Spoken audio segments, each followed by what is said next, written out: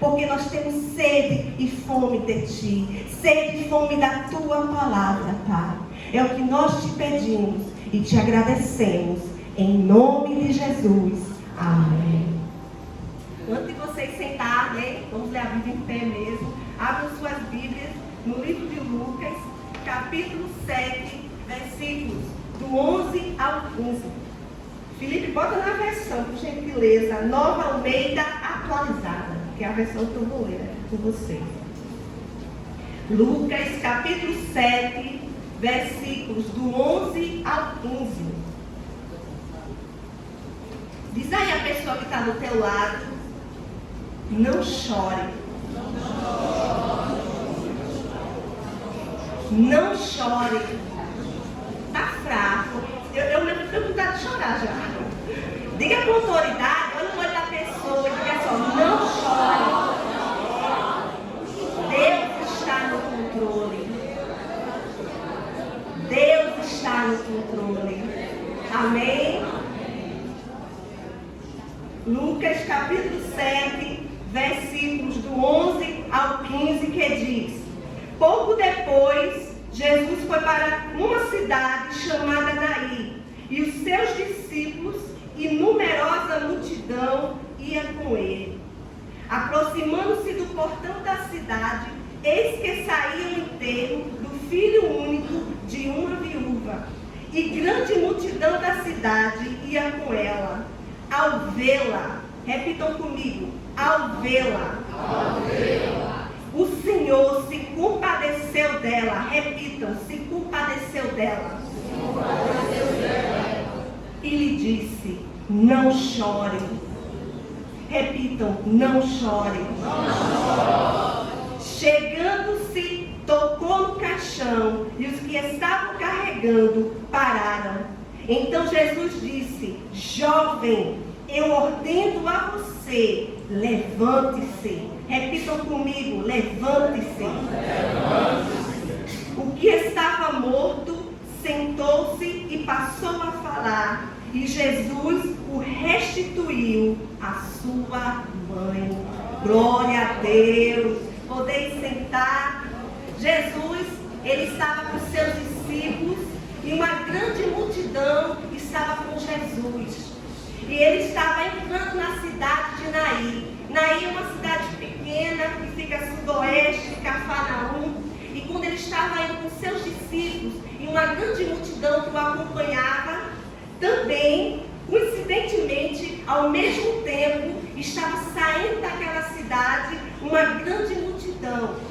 Uma multidão, um cortejo fúnebre. Onde estava uma viúva que acabara de perder seu único filho. Não era permitido ter cemitérios dentro das cidades, no interior das cidades. Então os cemitérios eles ficavam fora da cidade, das cidades que eram judaicas. É por isso que aquele cortejo fúnebre estava saindo da cidade de Naim, e ao mesmo tempo que estava saindo, estava vindo uma grande multidão também, mas uma multidão que estava acompanhando Jesus. Naim tinha uma única entrada naquela cidade, e o texto bíblico que nós lemos vai relatar que próximo daquele portão, próximo do portão daquela cidade, aquelas duas multidões se encontraram. A multidão da morte se encontra com a multidão da vida. Nós que aceitamos Jesus como Senhor e Salvador das nossas vidas, nós que seguimos a Jesus, que acompanhamos os passos de Jesus, fazemos parte deste grupo da vida, desta multidão da vida. Você que ainda não faz parte deste grupo da vida, você que está acompanhando ainda o cortejo deste mundo, o cortejo da morte, o grupo da tristeza, o grupo da dor, do sofrimento e do choro, o Senhor Jesus te convida nesta noite a sair do grupo da morte para entrar no grupo da vida. Jesus é o doador da vida. Jesus nos deu vida. Jesus tem vida para te dar. Aleluia. Em João 14:6, Jesus vai falar o seguinte: eu sou o caminho, a verdade e a vida. Em João capítulo 14, versículo 6, vai dizer que Jesus é a ressurreição e a vida. Quem crê em Jesus, ainda que morra, viverá. Aleluia. João capítulo 10, versículo 10, diz que o ladrão veio para roubar, matar e destruir. Mas Jesus veio para que nós possamos ter vida. E não apenas ter vida, mas uma vida com abundância. Uma vida com liberdade. Uma vida com alegria, com regozijo, com vontade de viver. Não apenas sobreviver, mas viver com abundância. Aleluia. E nesta noite nós vamos refletir sobre 4 expressões que estão contidas no texto de Lucas, capítulo 7, versículo 15, do 11 ao 15. As 4 expressões são: vocês já repetiram. Ao vê-la, compadeceu dela, não chore e levante-se. A primeira expressão, ao vê-la. A Bíblia diz que no meio daquela grande multidão, daquele cortejo fúnebre, Jesus viu aquela viúva que tinha acabado de perder seu único filho. Imagina que dor para aquela mulher. Algo terrível já tinha acontecido com ela. Ela tinha perdido seu marido. E parece que a desgraça, a dor, a tristeza ainda não tinha cessado em sua vida. E mais como uma surpresa ruim da vida, agora morre o seu único filho. Aquela mulher estava com o coração rasgado de dor. Aquela mulher não estava só levando o seu filho naquele caixão. Aquela mulher estava carregando também, dentro daquele caixão, a sua esperança. Ela estava carregando naquele caixão a sua alegria. Ela estava carregando naquele caixão o seu futuro, a sua aposentadoria.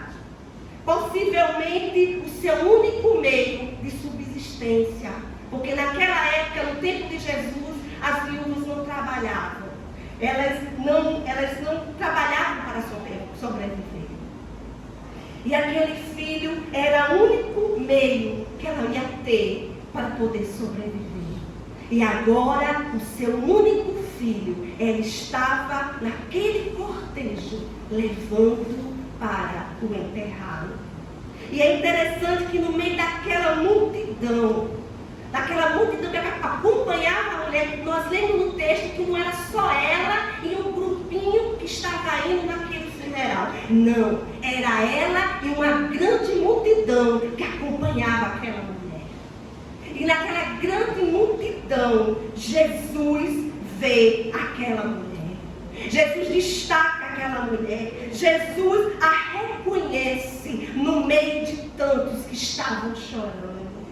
E Jesus também, ele te vê no meio de tantos. No meio desse grupo que está aqui, o Senhor, ele te vê, ele me vê individualmente.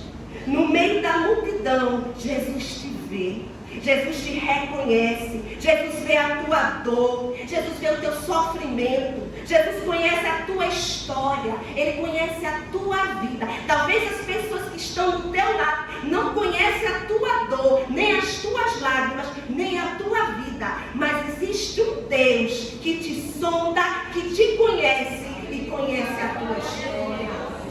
Jesus viu aquela mulher no pior momento de sua vida. No pior momento na vida daquela mulher, Jesus chegou para ela. E é no fundo do poço, é no fim da linha, é quando todas as portas estão fechadas, quando todos os recursos eles se acabam. É neste momento que Jesus também chega na minha e na tua vida. É nesse momento que Jesus pode operar um milagre, que Deus pode fazer maravilhas na minha vida, na tua vida, na vida da nossa família. É num momento de grande aflição que Jesus pode entrar no meio da multidão chorosa e realizar uma grande obra. Aleluia.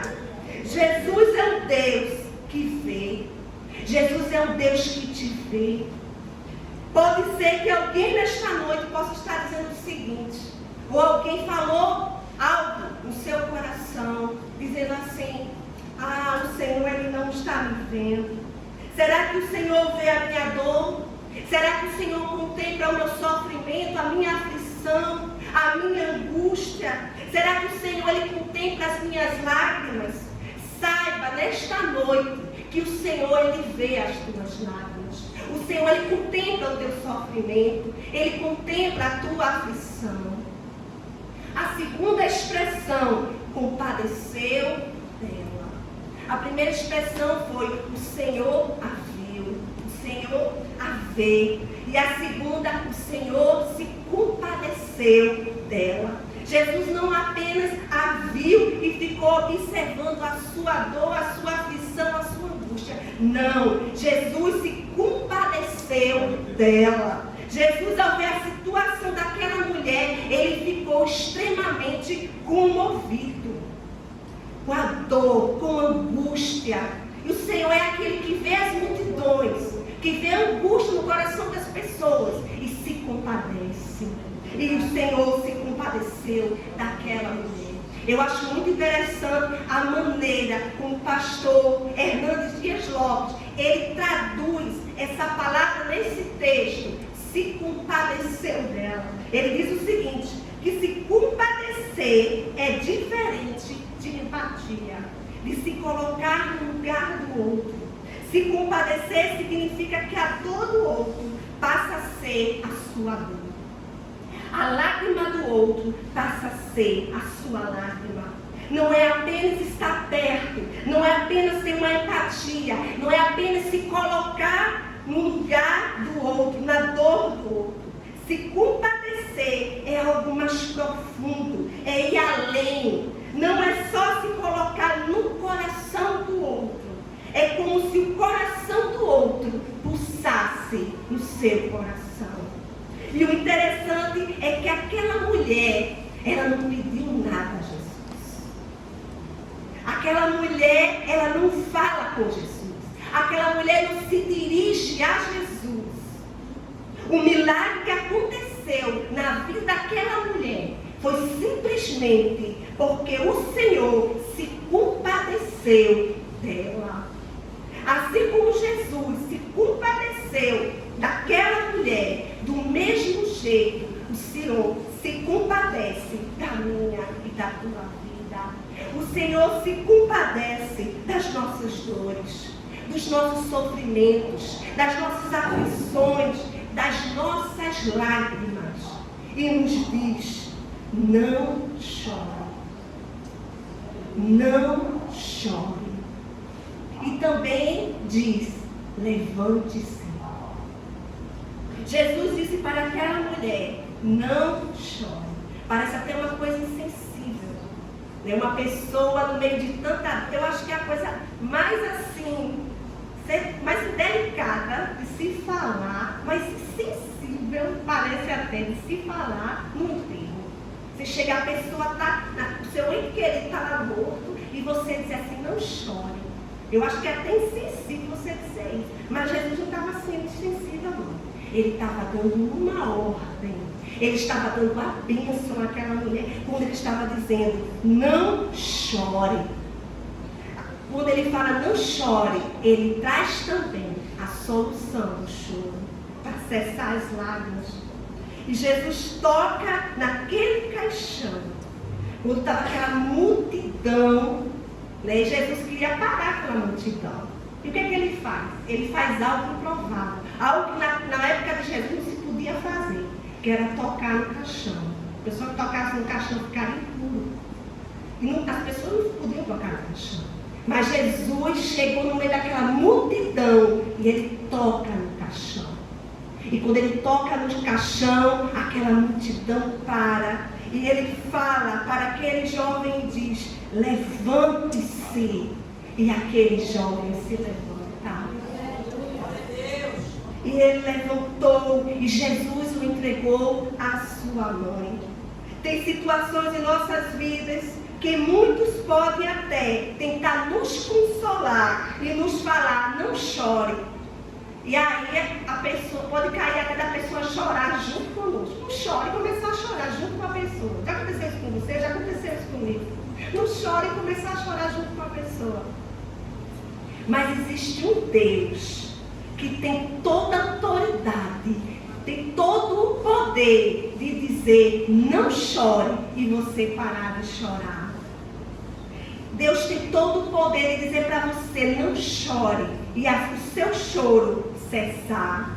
Eu não sei qual tem sido o teu luto, a tua dor, as tuas lágrimas, mas o Senhor, Ele diz esta noite para você, não chore, eu sou a restituição na tua vida.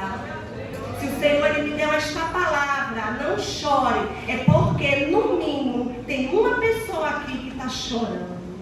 E o Senhor está falando para você, não chore, eu sou restituição na tua vida.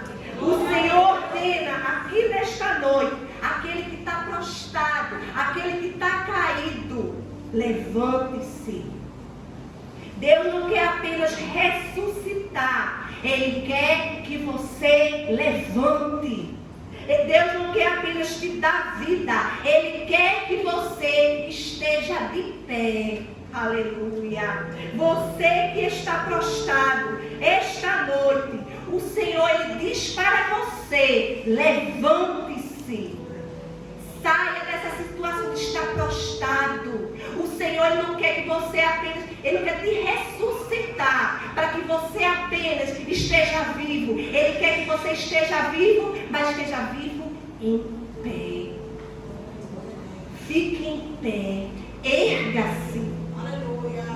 Dar vida é com Jesus. Ressuscitar é com Jesus. Mas ficar de pé é com você.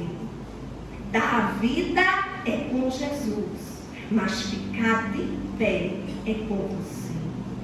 Ficar de pé é um ato de obediência à voz do nosso Mestre. E para concluirmos, eu não sei a causa porque você chora, eu não sei o motivo das tuas lágrimas, o motivo da tua dor, mas aquele que é poderoso para dizer, não chore, Ele está aqui nesta noite, Ele passeia em nosso meio, Ele vê o teu coração, Ele está vendo as tuas lágrimas e Ele se compadece de cada uma delas. E para concluir, vamos ler Deuteronômio capítulo 30, versículo 15 e o 19, só a parte B, que diz: vejam hoje, coloco diante de vocês a vida e o bem, a morte e o mal. Versículo 19, a parte B. Que lhes propus a vida e a morte, a bênção e a maldição. Escolham a vida.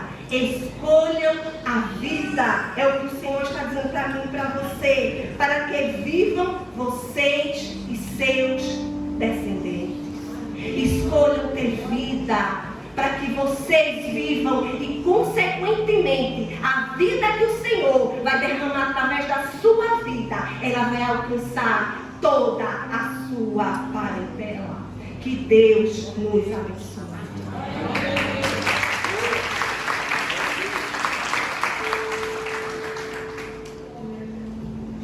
Glória a Deus.